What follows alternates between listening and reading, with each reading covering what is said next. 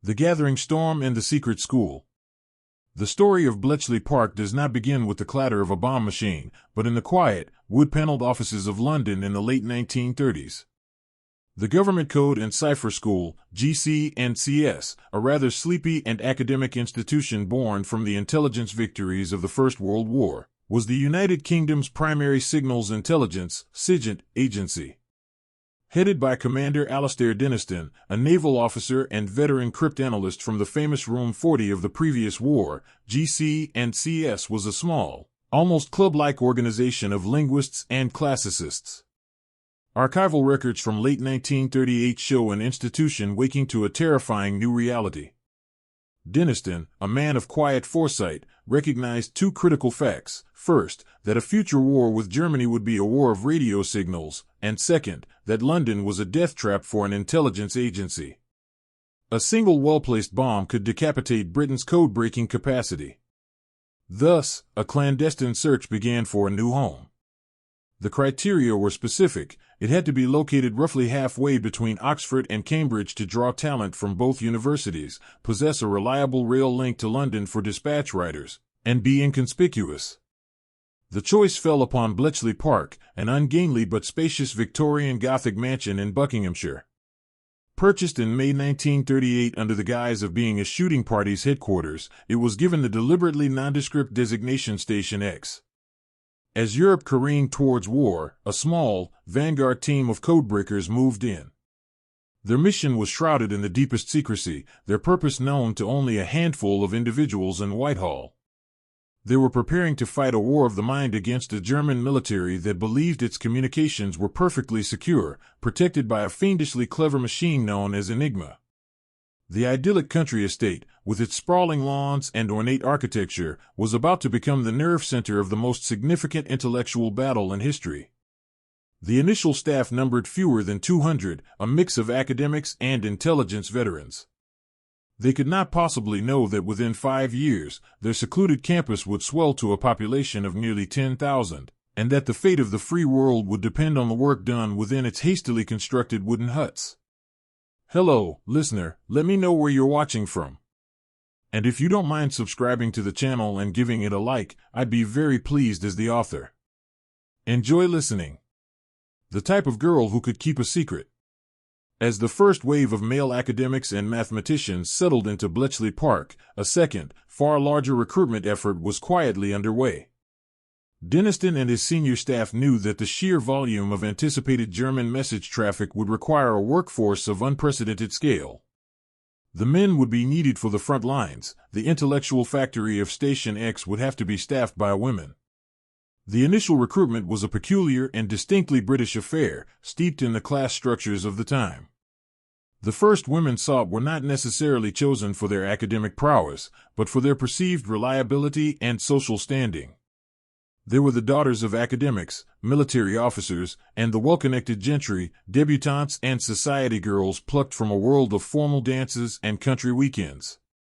A memo from one intelligence officer reveals the thinking. They were looking for the type of girl who could keep a secret. The assumption, paternalistic and class-conscious, was that these women, raised in a culture of discretion, could be trusted with the nation's most sensitive information. The call came in cryptic forms: a hushed conversation at a society function, a mysterious letter from the Foreign Office inviting one to an interview for interesting work. The interviews themselves were often bizarre. One future codebreaker, Mavis Lever, later Beatty, was recruited after her mother pointed out an article in the Times asking for linguists, a cover for The Real Need. Another woman was simply asked, "Are you clever? Do you like crosswords?"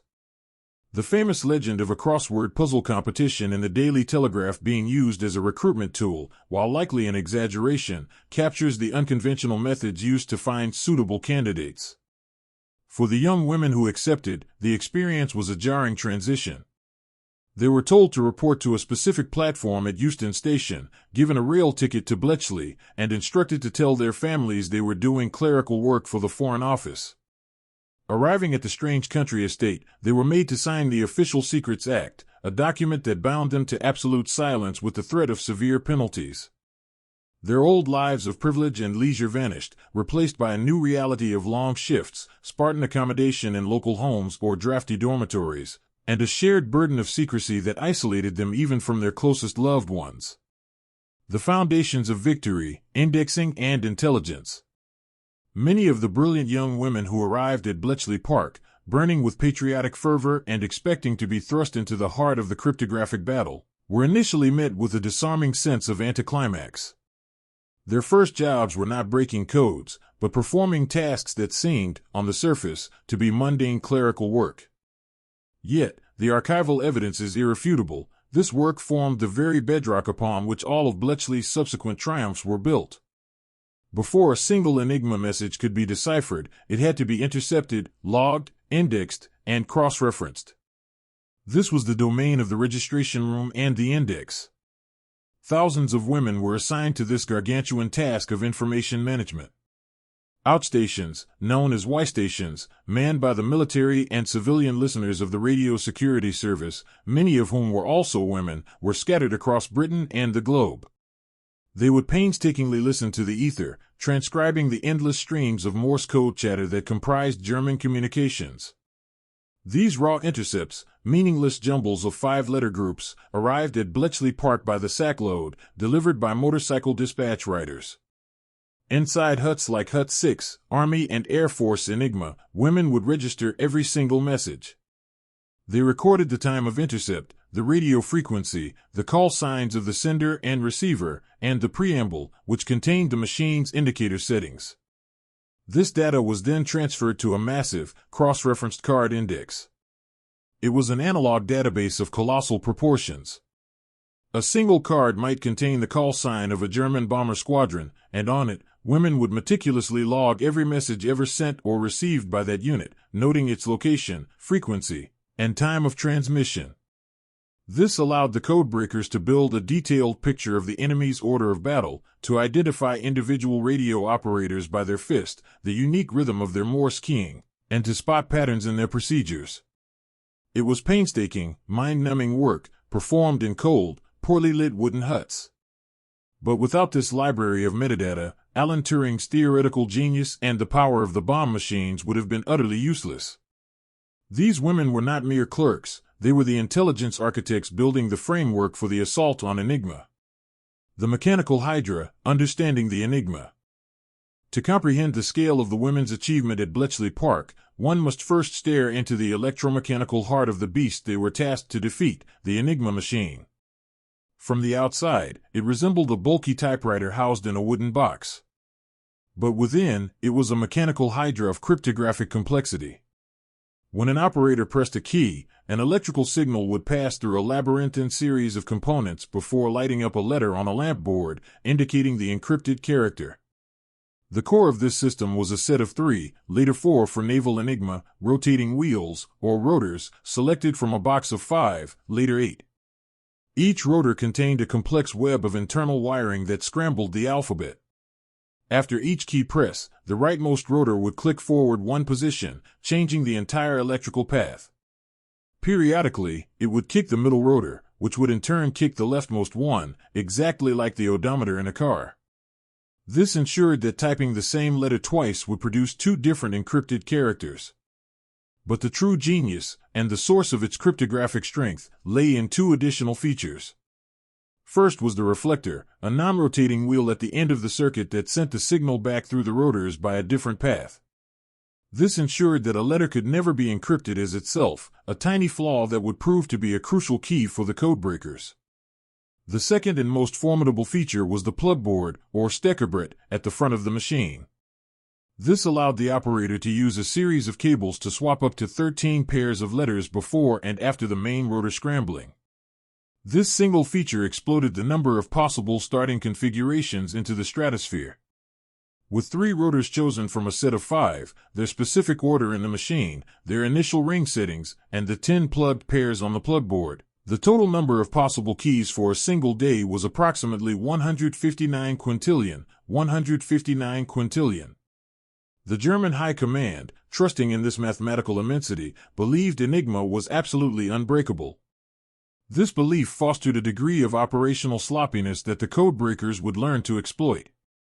The challenge for Bletchley Park was not just to solve one impossibly difficult puzzle, but to do so every single day, as the Germans changed the entire key setup at midnight. It was a race against time that reset every 24 hours. The Wrens and the Bombes, taming the chattering monsters.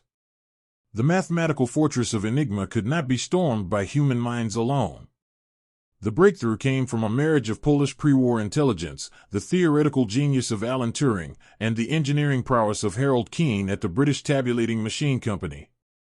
The result was the bomb, a towering, electromechanical device designed not to decipher a message, but to rapidly deduce the Enigma's key settings for a given day. The bomb was not a computer in the modern sense. It was, in essence, a complex series of Enigma machines wired together, designed to test thousands of potential setups at high speed. Its operational principle hinged on a critical piece of human intelligence or guesswork, the crib. A crib was a snippet of plaintext believed to appear in the encrypted message. This could be a stereotyped German phrase like in Die Gruppe, to the group, or Wettervorhersage, weather forecast. The bomb would then be programmed with the encrypted text and the assumed crib. It would then churn through the possible rotor orders and positions, simulating the Enigma machine's functions. When it found a rotor configuration that did not result in a logical contradiction, such as a letter being encrypted as itself, it would stop. This didn't give the answer, but it provided a handful of viable possibilities from the quintillions of failures, which could then be tested by hand on replica Enigma machines. The first operational bomb, codenamed Victory, was installed in March 1940. As production ramped up, a new workforce was needed to operate these chattering monsters 24 hours a day. This vital role fell to the women of the Women's Royal Naval Service, the Wrens. Hundreds of young women were trained for this physically and mentally demanding job. They worked in 8-hour shifts in noisy, hot, and often windowless rooms at Bletchley and its satellite outstations. Their task was to set up the bombs, plugging in dozens of cables on the back to reflect the menu prepared by the codebreakers, start the machine, and listen for the moment the rotors stopped their deafening clatter. They would then meticulously record the stop, reset the machine, and start the process again. A diary entry from a Wren in 1941 describes the deafening, relentless chatter and the constant fear of missing a stop. These women were the human interface for the machine that became the Allies' single most important weapon against the U-boats. They were the engine room of the Enigma breaking factory. The Matapan break, a linguist's moment of genius. While the bombs hammered away at the daily German Army and Air Force keys, other, more esoteric battles of intellect were being fought in the quieter corners of Bletchley Park. One of the most significant of these was led by Alfred Dilly Knox, a brilliant, eccentric, and notoriously difficult classicist from the original Room 40. Knox disdained the machine-led approach and led a small team in Hut 4 dedicated to breaking codes by hand, using linguistic intuition and sheer intellectual force. His team, known affectionately as Dilly's Fillies, was comprised of several exceptionally bright young women, including Mavis Lever. In early 1941, Knox's team was struggling with the Italian naval Enigma. Unlike its German counterpart, the Italians used it sloppily, but its wiring was unknown, making a direct assault impossible. Frustration mounted as vital intelligence about Axis naval movements in the Mediterranean remained locked away. The breakthrough came not from a mathematical formula, but from a flash of human insight. Mavis Lever, then only 19, was staring at a long string of Italian cipher text when a thought struck her. The German Enigma had a critical flaw. The reflector meant a letter could never be encrypted as itself. The codebreakers assumed the Italian machine, being a commercial Enigma variant, worked the same way. The problem was, with no known plaintext, they couldn't exploit this. But Mavis's intuition, honed by staring at meaningless letters for months, told her the message was unusually long and formal. She wagered that a stereotypically verbose Italian operator, sending a message of no real substance, might have spelled out the word for personal. She theorized that the message likely contained the phrase personnel, and because operators were lazy, they might have simply filled the rest of the message by repeatedly pressing a single letter key. This would produce a long string of gibberish, but a string where the letter L, for example, would never appear in the L position of the original filler text. Analyzing the intercept, she found a section where every letter of the alphabet appeared except L. It was the cryptographic equivalent of a fingerprint. She had found a DIL, a section of ciphertext that couldn't possibly be a specific letter. With this tiny crack, she and Knox could work backward, deducing the wiring of the Italian rotors. On March 25, 1941, she deciphered her first full message, which read, "Today's the day -3." Subsequent decrypts revealed Admiral Iachino's entire plan for a surprise attack on British convoys sailing to Greece. Forewarned by Mavis's breakthrough, Admiral Andrew Cunningham's Royal Navy laid a trap. In the ensuing Battle of Cape Matapan, the British sank 3 Italian heavy cruisers and 2 destroyers without a single loss. It was a decisive victory that shifted the naval balance of power in the Mediterranean, and it was born from the brilliant lateral thinking of a young woman in a Buckinghamshire hut. The shark in the double first, Joan Clark's War. By early 1942, the Battle of the Atlantic had reached a terrifying crescendo. Allied shipping losses to U-boats skyrocketed, threatening to starve Britain into submission. The cause was a sudden and catastrophic intelligence blackout. In February, the Kriegsmarine introduced a new, 4-rotor Enigma machine, codenamed Triton by the Germans and Shark by the Codebreakers at Bletchley. The existing 3-rotor bombs were now useless against the U-boat traffic. HUD 8, the section responsible for naval Enigma, was effectively blind. It was during this desperate period that the quiet genius of Joan Clark came to the forefront. Clarke, who held a double first in mathematics from Cambridge, had been recruited in 1940. Initially, due to the institutional sexism of the era, she was assigned a clerical grade pay, earning less than the male graduates she worked alongside. Her brilliance was so obvious, however, that she was quickly promoted to the inner circle of cryptanalysts in HUD 8, becoming the only woman to work full-time in Alan Turing's core team. To give her a pay raise commensurate with her contributions, she was officially designated a linguist, a bureaucratic absurdity that highlighted the system's inability to properly classify its female scientific talent. Turing and Clarke's relationship was one of deep intellectual respect and personal affection. They were even briefly engaged. While Turing focused on the overarching theoretical problems, Clarke became a master of one of HUD 8's most powerful non-mechanical techniques, banburismus. This was an incredibly complex statistical method, using large sheets of paper printed in Banbury, that allowed the cryptanalysts to deduce the likely order and settings of the Enigma rotors by identifying non-random patterns in the intercepts. It was a purely manual, cerebral process that could significantly reduce the number of possibilities that needed to be tested by the bombs once they were adapted for the 4-rotor problem.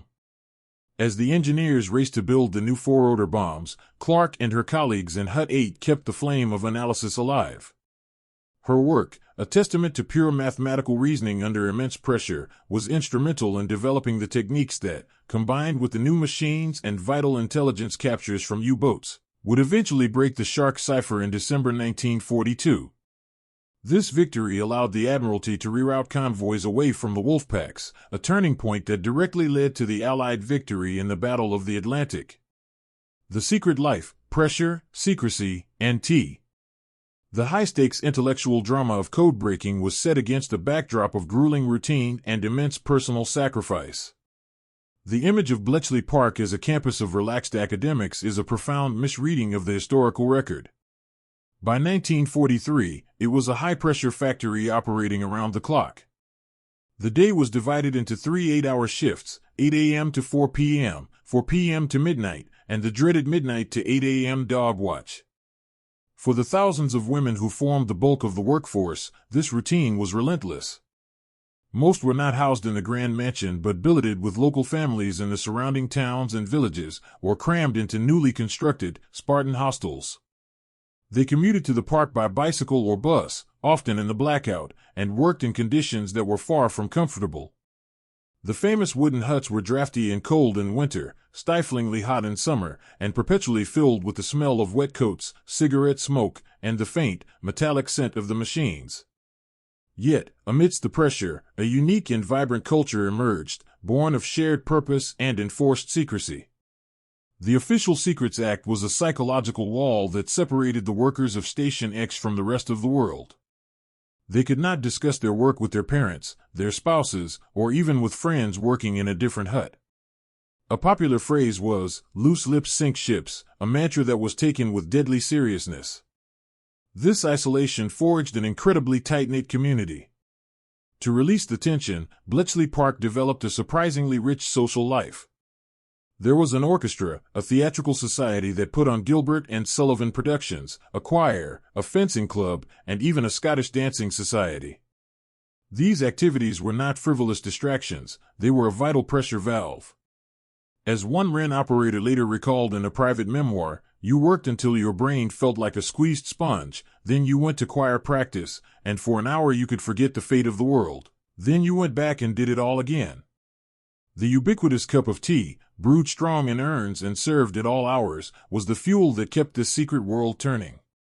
This internal life was the invisible support structure that enabled ordinary women to perform extraordinary work under unimaginable stress. Hitler's private mail, the women of the testery. As the war progressed, Bletchley Park's focus expanded beyond Enigma. Listening stations began to intercept a new, more complex type of German signal. It was a teleprinter cipher, far more sophisticated than Enigma, used exclusively by the German High Command. Hitler himself used it to communicate directly with his field marshals. Bletchley codenamed this new family of ciphers Fish, and the most important variant, generated by the Lorenz SZ42 machine, was dubbed Tunny. The Tunny machine was a monster, boasting 12 wheels with a vastly more complex stepping pattern than Enigma's 3 or 4. It had no plugboard and no reflector, rendering all the Enigma-breaking techniques useless. The initial break into Tunny is a legendary tale of cryptography. In 1941, a German operator sent 2 long messages using the exact same key setting, a cardinal sin, allowing Brigadier John Tiltman to deduce the message and mathematician W.T. Tute to reverse engineer the logical structure of the unseen Lorenz machine without ever having laid eyes on it. This was a theoretical breakthrough of staggering genius. But turning that theory into a source of daily, actionable intelligence required a new kind of factory. This was the testery, a section established under Major Ralph Tester. The workforce of the testery was, once again, predominantly female. Unlike the Wrens operating the bombs, the women in the testery were cryptanalysts. They were tasked with the monumental intellectual labor of breaking Tunny traffic by hand. Before the arrival of the Colossus computers, these women, working from Tute's complex mathematical model, would painstakingly diagnose the wheel settings of the Lorenz machine for each message. The lead cryptanalysts, like Captain Jerry Roberts, trained teams of women to recognize the telltale patterns and statistical biases in the streams of encrypted teleprinter characters. It was a process that demanded immense concentration and a deep, intuitive understanding of the machine's logic. This was not a mechanical task, it was a daily intellectual duel with the German cipher experts. The intelligence they produced was of the highest strategic value, codenamed Ultra. It gave the Allies a direct line into the minds of the German High Command, revealing troop movements, strategic debates, and Hitler's own intentions. The women of the testery were, in essence, reading the Führer's private mail. Colossus and the Eve of D-Day. By late 1943, the manual methods of the testery, while brilliant, were too slow to cope with the sheer volume of Tunny traffic. With the planned invasion of Normandy, Operation Overlord, on the horizon, the Allies needed to read Hitler's communications in near real time. The solution would not only secure victory in France but would also quietly usher in the digital age. The challenge was taken up by Tommy Flowers, a brilliant post office research engineer. He proposed a radical and unprecedented machine, a device that used thousands of vacuum tubes to perform the logical operations required to find Tunny's wheel settings automatically. Many at Bletchley were skeptical, believing a machine with so many vacuum tubes would be too unreliable. But Flowers, convinced of his design, built the world's first large-scale programmable electronic digital computer, the Colossus. The first Colossus was delivered to Bletchley Park in January 1944 and installed in F Block, where it was immediately operated by Wrens and other female staff. The role of these women was pivotal. They were the world's first computer operators. A team led by Dorothy Duboisson was responsible for this new frontier of intelligence production. Their work involved setting up the Colossus for each run by flicking hundreds of switches on a programming panel, feeding the looped paper tape of the encrypted message through its high-speed optical reader, which read 5,000 characters per second, and monitoring the output on a typewriter. They had to learn the machine's quirks, recognize the patterns in the output that indicated a successful will break, and work in seamless coordination with the cryptanalysts. By June 1944, 10 Colossus machines were operational. Their impact on D-Day cannot be overstated. Through tiny decrypts processed by Colossus, the Allies had irrefutable proof that their elaborate deception plan, Operation Fortitude, was a spectacular success. The decrypts showed that Hitler had believed the fake intelligence pointing to an invasion at the Pas-de-Calais and was keeping his most powerful panzer divisions there, away from Normandy. On the morning of June 6, 1944, as Allied troops stormed the beaches, the women operating the Colossus machines were providing Eisenhower's staff with real-time confirmation that the German High Command was still confused and reacting slowly. This vital intelligence, processed by women at the dawn of the computer age, saved countless lives and ensured the Normandy landings did not fail. From decrypt to ultra, the intelligence funnel. Breaking a cipher was only half the battle. A raw decrypt, a string of German text, was useless without context, interpretation, and analysis. The transformation of this raw material into actionable intelligence, codenamed Ultra, was a complex and highly structured process, and once again, women were at its core. When a decrypt was produced, either by hand, by a bomb stop, or by a Colossus run, it was first sent to be translated. HUT-3 handled Army and Air Force intelligence, while HUT-4 managed naval intelligence. In these HUTs, linguist teams, comprising a significant number of women who were masters of German language and military jargon, would translate the decrypts. But a literal translation was insufficient. The women in the evaluation sections had to understand the intricate nuances of German military structure, abbreviations, and slang. A phrase like Jeboangriff auf KDR 9PZ would be meaningless to an outsider, but the women of HUT-3 knew it meant a fighter-bomber, Jag bomber, attack on the commander of the 9th Panzer Division. After translation and initial annotation, the decrypts were passed to the intelligence analysts. Here, in the Z-Watch and 6th traffic analysis sections, women pieced together the jigsaw puzzle. They cross-referenced the new information with the vast card indexes they had helped create. A decrypt mentioning a specific unit's fuel status would be correlated with all previous known locations of that unit, its commander's name, its likely strength, and its recent activities. This process built up a fantastically detailed mosaic of the German order of battle. A formerly anonymous panzer division on the Eastern Front became a living entity with known commanders, troop strengths, tank numbers, and even morale issues gleaned from intercepted chatter. It was this deep, contextual analysis that gave Ultra its power. The final intelligence reports were carefully sanitized to disguise their source, often attributed to a reliable agent in Berlin or POW interrogation, before being sent via secure teleprinter to the highest echelons of Allied command, to Churchill in the cabinet war rooms, to Eisenhower at SHAEF, and to commanders in the field. Every step of this intelligence funnel, from the initial logging to the final analysis, was critically dependent on the meticulous, often anonymous work of women. Beyond Bletchley, the global network. While Bletchley Park was the nerve center, the code-breaking enterprise was a global operation, and women were integral to every node of this secret network. The Y stations, the vital listening posts that intercepted the raw signals, were scattered across Britain and the world. From a windy cliff top in Cornwall to a hidden base in Cairo or a listening station in the suburbs of New Delhi, women of the Auxiliary Territorial Service, ATS, and other units spent countless hours wearing headphones, their ears trained to sift through the static of the shortwave bands.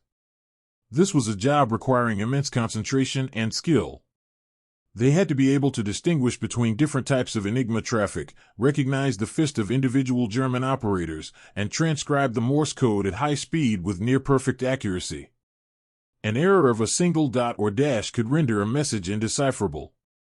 In a memo from 1943, a senior signals officer praised the patience and accuracy of the ATS girls, noting that their performance often surpassed that of their male counterparts. This network was not limited to passive listening. Across the occupied territories of Europe, brave women served as radio operators for resistance networks and Special Operations Executive (SOE) agents. Women like Noor Inayat Khan, a former children's author turned SOE wireless operator in Paris, transmitted vital intelligence back to London under the constant threat of capture and torture by the Gestapo. Her messages, once received, would be fed into the Bletchley Park system, contributing to the overall intelligence picture. The chain of information that led to an ultra-decrypt often began with a woman in a distant listening post or a clandestine operative in an attic in occupied France, ran through a female dispatch writer in Britain, was logged and indexed by women in the huts, processed by Wrens on the bombs, and analyzed by female intelligence officers. It was a globe-spanning secret sisterhood united by a common, clandestine purpose. The American Connection, OP-20G, and Arlington Hall. The British did not fight the intelligence war alone. As America entered the conflict after Pearl Harbor, a close and vital partnership was forged between British and American code-breaking agencies. Initially, the relationship was cautious, but the scale of the global conflict made cooperation essential. The U.S. Navy's Signals Intelligence Unit, OP-20G, became a key partner in the battle against the U-boats. While Bletchley's HUD-8 focused on the Shark cipher in the North Atlantic, OP-20G took responsibility for the U-boat traffic in the South Atlantic and the Caribbean. Just as Britain had recruited its brightest women, the U.S. Navy established the WWIIs, women accepted for volunteer emergency service. Thousands of talented female college graduates, many from elite institutions like Wellesley, Smith, and Vassar, were recruited for top-secret cryptographic work. A major hub for this effort was the Naval Communications Annex on Nebraska Avenue in Washington, D.C. Here, WWIIs operated American-made bombs, constructed with the help of Bletchley Park plans, hunting for the daily U-boat keys. One of these brilliant women was Agnes Meyer Driscoll, a veteran cryptanalyst from the interwar years who had helped break the Japanese Navy's Red Book code in the 1920s and mentored a new generation of codebreakers. The U.S. Army's equivalent of Bletchley was Arlington Hall, a former women's junior college in Virginia. It became the headquarters of the Signals Intelligence Service, SIS, where thousands of women worked to break the Japanese military codes, most notably the purple cipher used by Japanese diplomats.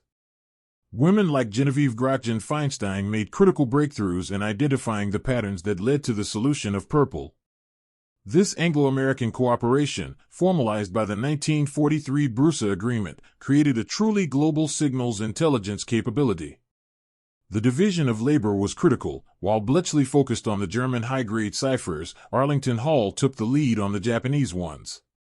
In both countries, the industrial scale of the effort was made possible by mobilizing a vast, hidden army of highly intelligent women. The human cost, sacrifices of the silent service. The women of Bletchley Park and its associated organizations paid a heavy price for their service. The most obvious cost was borne by those who served in the field. Women like Noor Inayat Khan and dozens of other female SOE agents were captured, brutally interrogated by the Gestapo, and executed in concentration camps like Dachau and Natzweiler. Their final, defiant transmissions were often the last anyone heard from them. But for the thousands of women working in the relative safety of Britain and America, the costs were psychological and profound. The relentless pressure of the work, the knowledge that a missed decrypt could cost lives or lose a battle, created an environment of constant, low-level anxiety. A declassified medical report from 1944 mentions a rise in nervous exhaustion among the female staff, particularly those on the night shifts. The burden of secrecy was crushing.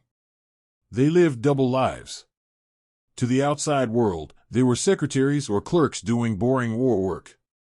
They endured condescension from friends and family, and sometimes accusations of not doing their bit for the war effort, all while silently bearing the knowledge of impending invasions, naval battles, and casualty reports. Diaries from the period are filled with frustration at being unable to share their triumphs or their fears. One woman wrote, "Today we learned the outcome of our work from yesterday. A great victory, and I must go home and talk about the price of eggs. The secrecy continued long after the war. Bound by the Official Secrets Act, which they were forced to sign again upon their discharge, an entire generation of women took their incredible stories to their graves. Their families, their children, and even their husbands often had no idea of the true nature of their wartime service. For decades, they were denied the public recognition and the personal catharsis that came with sharing their experiences. They were the silent veterans of a secret war, their contributions erased from the history books by the very laws designed to protect their work. The end of the war and the Great Forgetting. On May 8, 1945, VE Day, celebrations erupted across Britain. At Bletchley Park, the reaction was more subdued. There was immense relief, but the day was also tinged with a unique sadness. The intense, secret world they had inhabited for years was about to be dismantled. The order came down swiftly: destroy all evidence. In a matter of weeks, the work of nearly 10,000 people over 6 years was systematically erased from existence. Documents were shredded and burned in massive bonfires. The Colossus computers were disassembled, their blueprints destroyed. The bombs were broken up for scrap.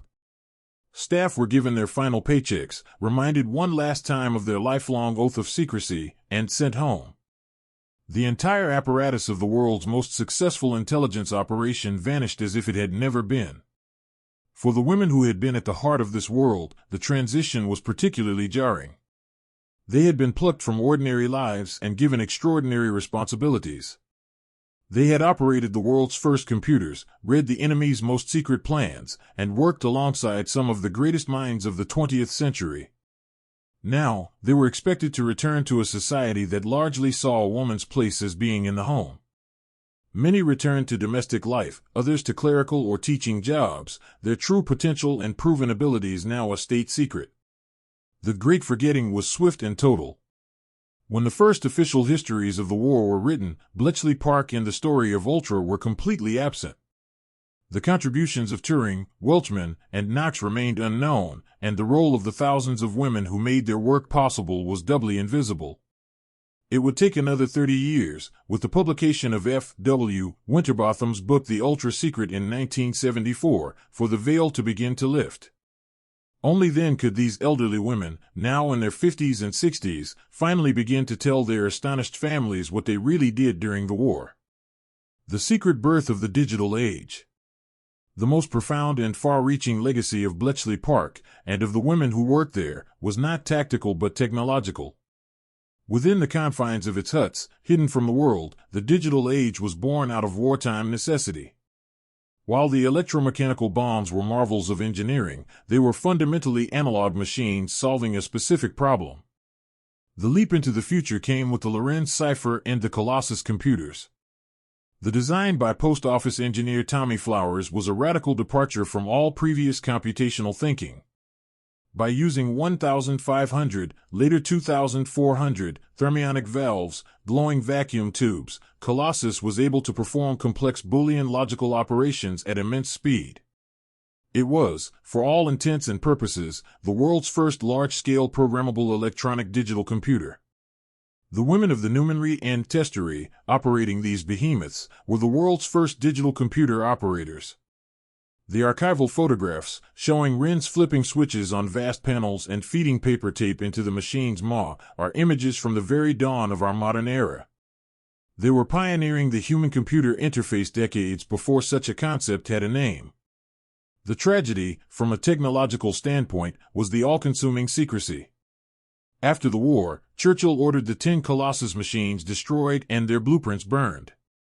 This act, meant to safeguard Britain's cryptographic secrets from the new Soviet adversary, also effectively erased Britain's lead in electronic computing. Key figures like Alan Turing and Max Newman went on to work on early university computers, but the industrial-scale knowledge was dispersed and suppressed. Had the existence and function of Colossus been made public, the history of computing might look very different. Yet, the proof of concept had been established. The war had demonstrated that complex logical problems could be solved electronically, and it was the women of Bletchley Park who were the first to put this revolutionary principle into practice on a massive scale. The Economic War, Keeping Britain Alive. The work of Bletchley Park was not an abstract academic exercise. It had a direct and immediate impact on the British home front and the entire Allied economic war machine. The single greatest example was the victory in the Battle of the Atlantic.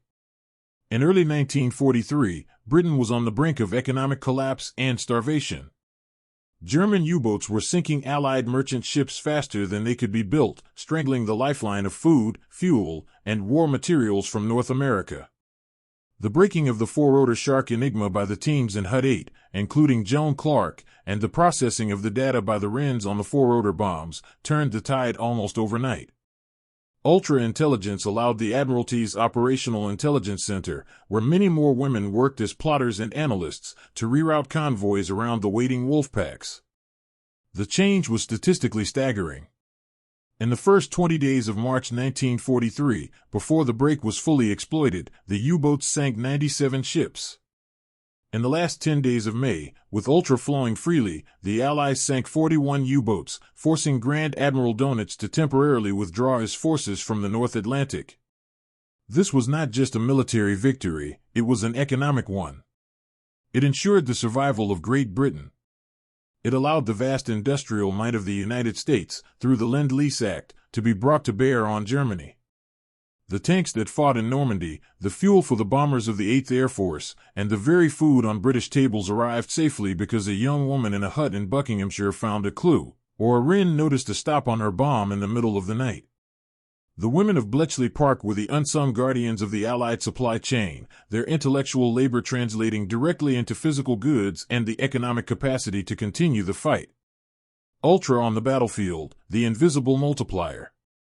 Across every theater of war, ultra-intelligence acted as an invisible force multiplier, giving Allied commanders an almost supernatural advantage. The women who processed and analyzed the decrypts at Bletchley became the silent partners of generals in the field. In the deserts of North Africa, Bletchley provided General Montgomery with such a complete picture of Rommel's logistical situation that it was said Montgomery knew more about the Afrika Korps fuel and ammunition supplies than Rommel himself. Decrypts pinpointed the location of supply ships sailing from Italy, allowing the Royal Navy and RAF to sink them, starving Rommel's panzers of the fuel they needed to fight. This intelligence was critical to the victory at El Alamein. During the planning for D-Day, the intelligence gleaned from the tunny traffic by the women operating Colossus was invaluable. It not only confirmed the success of the Fortitude Deception Plan but provided granular detail on German defensive preparations, divisional strengths, and the locations of coastal artillery batteries. This allowed for more precise naval bombardment and air attacks, saving thousands of lives on the beaches. Even on the Eastern Front, Bletchley's work had an impact. While Britain did not share Ultra directly with the Soviets for security reasons, key intelligence was filtered through channels like the Lucy spy ring in Switzerland. This provided Stalin with advance warning of the German plans for Operation Citadel, the massive offensive at Kursk in 1943, contributing to the pivotal Soviet victory. In every case, the process was the same: a signal intercepted by a listener, indexed and decrypted by the women at Bletchley, analyzed for context, and passed to a commander who used it to make a battle-winning decision. Ultra did not win the war by itself, soldiers still had to fight and die, but it shortened the conflict immeasurably and saved a number of lives that is impossible to calculate but must surely be in the hundreds of thousands. The long thaw, rediscovery, and recognition. For 30 years after the war, the women of Bletchley Park remained silent, their extraordinary stories locked away by the Official Secrets Act. They went on to live ordinary lives, their heroism unknown and uncelebrated. This began to change in 1974 with the publication of Group Captain F. W. Winterbotham's memoir, The Ultra Secret. Though limited in detail, it was the first public acknowledgement of the code-breaking operation. The floodgates began to open. Journalists and historians, sensing a monumental hidden story, began to investigate. Slowly, cautiously, the veterans of Bletchley began to speak. For thousands of women, now in their 50s and 60s, it was a moment of profound personal release. Children and grandchildren listened in astonishment as their quiet mothers and grandmothers revealed that they had not been mere clerks, but codebreakers, intelligence analysts, and computer operators at the heart of the war effort. Mavis Lever, the linguist who enabled the victory at Matapan, went on to become a respected garden historian, her cryptographic past a secret for decades. Joan Clark, Turing's brilliant colleague, continued a quiet career at GCHQ, the post-war successor to GC and CS. Their stories, and thousands like them, began to emerge, forming a new, richer history of the war. In the 1990s, a campaign began to save the now derelict Bletchley Park from developers. The Bletchley Park Trust was formed, with many of the original female veterans playing a crucial role in fundraising and sharing their stories to preserve the site.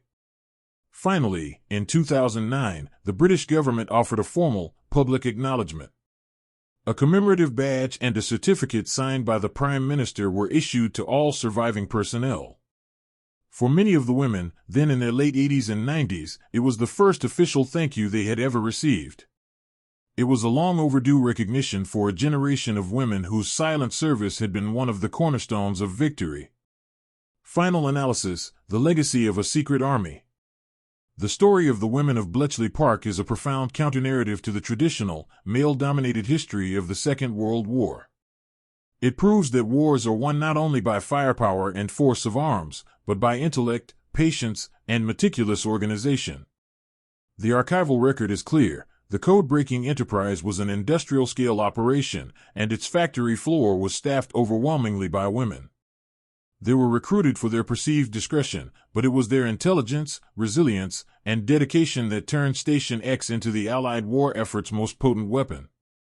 They were the architects of its databases, the operators of its revolutionary machines, the analysts of its raw data, and the guardians of its secrets. Their work provided the crucial intelligence that saved convoys, won battles, exposed enemy intentions, and secured the D-Day landings. In doing so, they not only shortened the war and saved countless lives, but also stood at the very crucible of the information age, serving as the world's first computer operators. The greatest irony is that these women, who proved themselves equal to any man in intellectual and high-pressure work, were largely expected to return to domesticity after 1945, their demonstrated talents ignored by a society reverting to pre-war norms.